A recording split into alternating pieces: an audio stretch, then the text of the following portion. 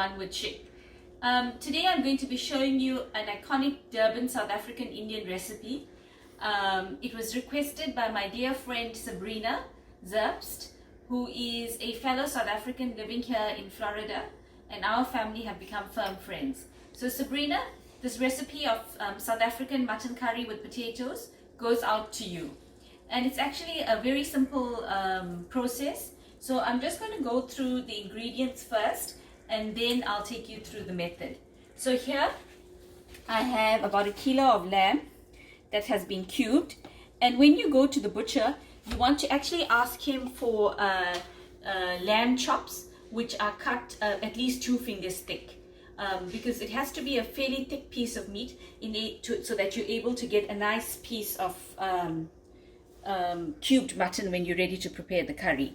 And it's been cut into cubes. Okay, I have a diced onion, some curry leaf. Curry leaf is not an essential ingredient, but if you can get it, it adds flavor to the dish. 2 tomatoes which I've diced up, and then I've got my curry powder here. I've got 2 tablespoons of curry powder, a teaspoon of turmeric, and 2 teaspoons of cumin. Just to repeat, 2 tablespoons of curry powder, a teaspoon of turmeric, and 2 teaspoons of cumin. With meat dishes, you want to add a little bit more curry powder because meat has a strong flavor, and you do want a little bit extra spice.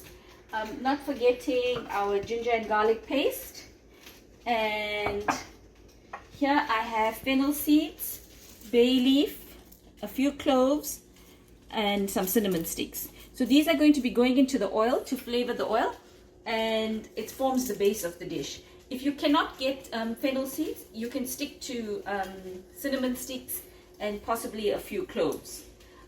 So that goes into the oil as the oil is heating. So here I have my pan on. As you can see, I've added in about 4 tablespoons of coconut oil. Whenever I cook, I prefer to cook with coconut oil if it's available. Cooking with coconut oil has a lot of Ayurvedic properties. Sunflower oil creates inflammation in the body, and you want to stay away from it as far as possible. As I said in a previous video, the only time I use sunflower oil is when I fry dishes. When I say Ayurvedic properties, I mean in Ayurvedic principles are Indian health principles, and they recommend the use of coconut oil. So my oil has been heating up now for about a minute or 2. Okay, I'm just going to go in with 1 or 2 seeds just to see if the oil has heated up. No, it actually needs to heat a little bit more. It's about a kilo of meat, a kilo of lamb chops. I know we generally call it mutton curry, but I've used lamb because mutton takes much longer to cook. And this dish you don't want to be preparing on a weekday. You want to be preparing it on a day where you have sufficient time, as the cooking time is generally between 1 hour and 15 minutes to 1 hour 30 minutes. So it is a time consuming dish, and it's recommended that you use lamb rather than mutton, because even with lamb the cooking time is 1 hour 15 minutes to 1 hour 30 minutes. Okay, so we're just going to check on the oil. Okay, the oil has started to heat up. So in with the cinnamon sticks and the fennel seeds. I've got a bay leaf in here. Okay, so I'm just going to let this fry in the oil for 1 or 2 minutes. As you can see, it's not unbearably hot because you don't want the seeds to burn. You just want it to add flavor to the dish. Okay, so they've been frying in there nicely. Okay, so I've diced up my onion. Just going to let the seeds fry for 1 or 2 minutes, and then I'll go in with the onion.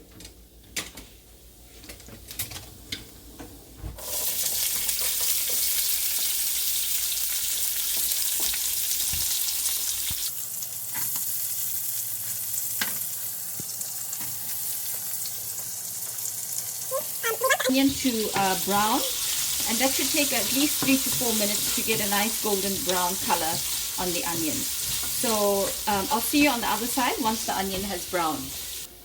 Hi there and welcome back. The onions have been frying now for at least 3 to 4 minutes, and they've taken on a nice golden brown color.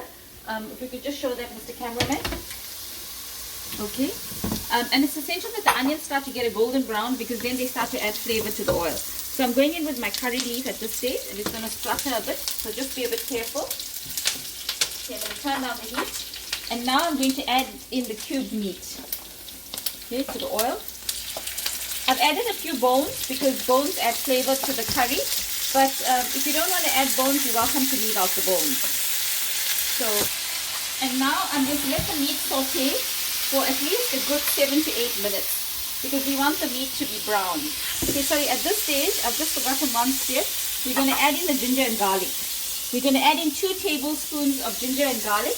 And it's essential that you add in extra ginger and garlic for meat dishes because you don't want a gamey taste. So I'm adding the ginger and garlic into the oil. I'm going to let it fry here on the side for a few minutes before I add it into the meat. Because as I said, you don't want the meat to have a gamey flavor. So I've added in 2 teaspoons of ginger and garlic into the oil. Let that saute on one side for a minute or two.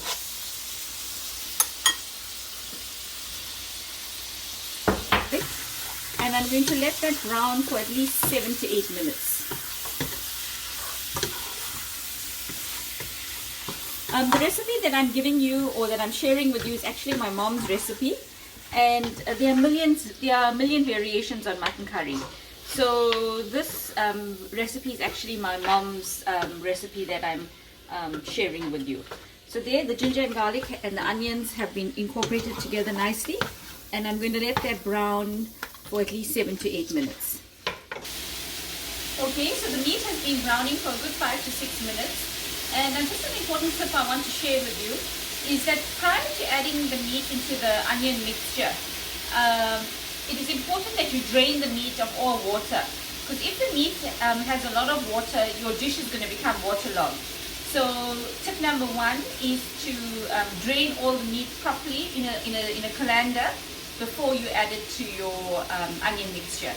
The second tip is that I don't add my salt early, because salt will draw the water out of the meat, and you don't want to do that very early on in the preparation of the dish. And the third tip is that when you start to prepare your mutton curry, it is important to have a kettle of boiling water on hand. So fill your kettle up and have the boiling water on hand. Just to show you, the meat has been browning for the last 5 to 6 minutes, and it's taking on a brown color. And it's important that you brown the meat so that the flavors are sealed in. And you don't want a stew, you want a dish. So you want to actually braise the meat at this stage. So the meat's taking on a nice golden color. And because I haven't added too much water, I've drained all the water out at the beginning, my dish is not waterlogged, as you can see. Okay.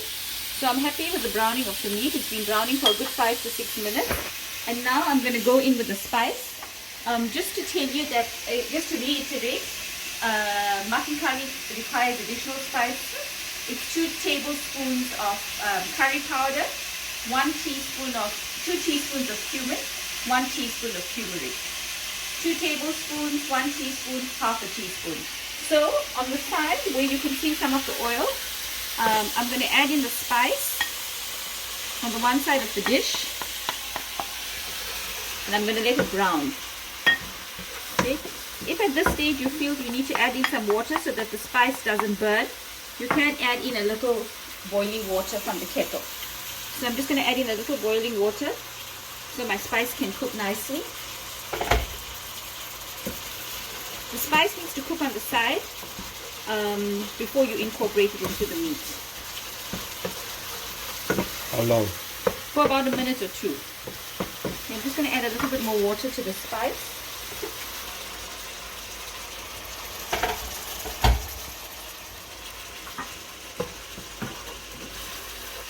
Okay.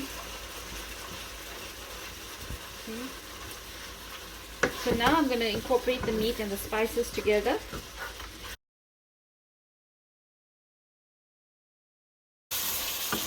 You want to let that cook for about a minute or 2 so that the spices can permeate into the meat or be absorbed into the meat. So I'm just going to let that cook for a minute or two. Okay, so here I have my diced tomatoes. How many? 2 diced tomatoes. If you don't have fresh tomatoes, you could use half a pan of pureed tomatoes. But these are fresh tomatoes. Okay. And this step is an important step because you're basically letting the flavors penetrate into the meat. So I'm going to let that go for 2 minutes more, and then I'm going to add in my tomatoes. So I'll see you on the other side.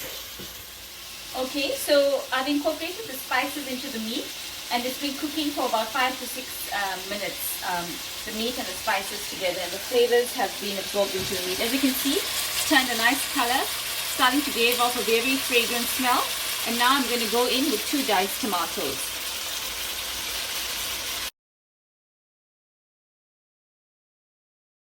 And at this stage, I'm going to put on the lid, turn down the heat a bit, and let it cook for the next 10 minutes so that the tomatoes get absorbed into the base. Okay, so I'm happy with that. I'm turning down the stove to number 2. I'll put on the lid for 10 minutes, and I'll see you on the other side. If you feel that it's becoming too dry during the 10-minute cooking time, you're always welcome to add in a bit of boiling water from your kettle, maybe a 1/4 cup of boiling water from the kettle. I'm just going to cover it so that we can all cook together nicely, and I'll see you in 10 minutes. The tomatoes, the 2 diced tomatoes that I've added have melted down, and it's starting to come together nicely.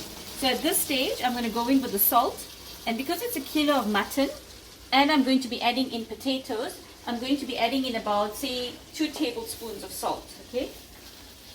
1, 2. Okay, so the salt has gone in. Incorporate that into the dish.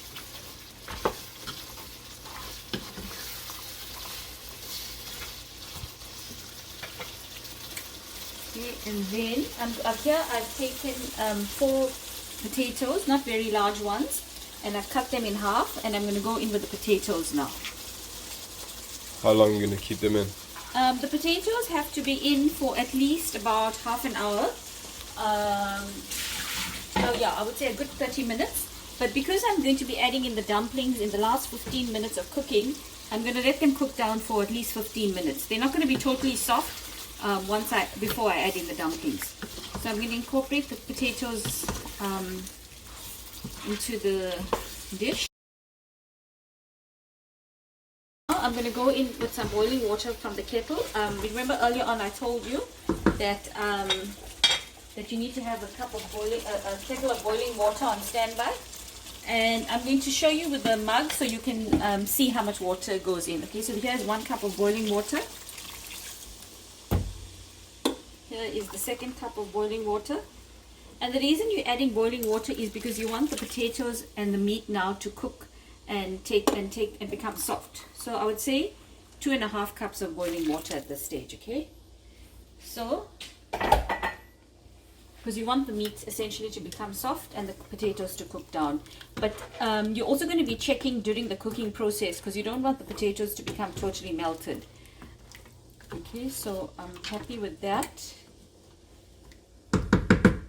I'm going to add in a little bit of diced cilantro just to add some flavor to the dish while it's cooking. And I'm going to leave that for at least a good 15 minutes. As I said, during the cooking process, you want to check that the water hasn't totally dried up and the potatoes haven't become too soft. So I'll see you in 15 minutes. Okay, so the meat and the potatoes have been cooking together for the last 15 minutes. I'm just going to open up and check the potatoes, if they're soft, and I'm going to feel the texture of the meat. Okay, so the potatoes are soft at this stage. I just want to feel the meat. Okay, so the meat feels a little bit tougher than the potatoes at this stage. So what I'm going to do is, and this could happen where the potatoes cook faster than the meat. So at this stage, what you can do is, if the potatoes are soft, because as I said, if you're not going to remove them, they're going to become mushy and disappear into the curry. So at this stage, I'm going to remove the potatoes, keep them aside in a bowl. And judging by the texture of the meat, I would say the meat needs to go for at least another 15 minutes. So I'm going to cover 10 to 15 minutes.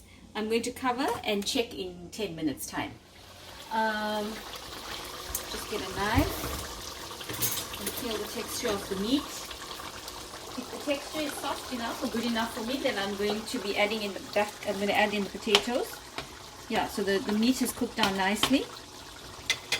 And as you can see, just before removing the lid, I went in and I removed all the cinnamon sticks that we started off during the cooking process. Because it's not very pleasant to be biting into a piece of cinnamon stick while you're enjoying the curry. So the gravy has thickened nicely. And if you remember in one of the earlier videos, I said to you the litmus test as to whether a curry is cooked or not is if the oil rises to the top. And here you can see the oil has risen nicely to the top. So what I'm going to do at this stage, and with regards to the gravy, it's a nice thick gravy as you can see. It all depends how much gravy you like, whether you like a lot of gravy or not. If you like less gravy, you're welcome to leave the lid open and let the steam cook off the gravy a bit more. So I'm happy with this level of gravy because generally in Indian homes it's eaten with rice or with rotis. So I'm going to go in with the potatoes at this stage. You bear in mind that I had taken out the potatoes 15 minutes earlier. Just incorporating the potatoes into the curry.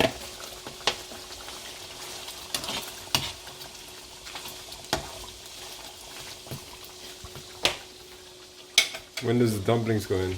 Okay, so now at this stage, if you just want to have plain mutton curry, you're welcome to switch off the stove and serve this with rice.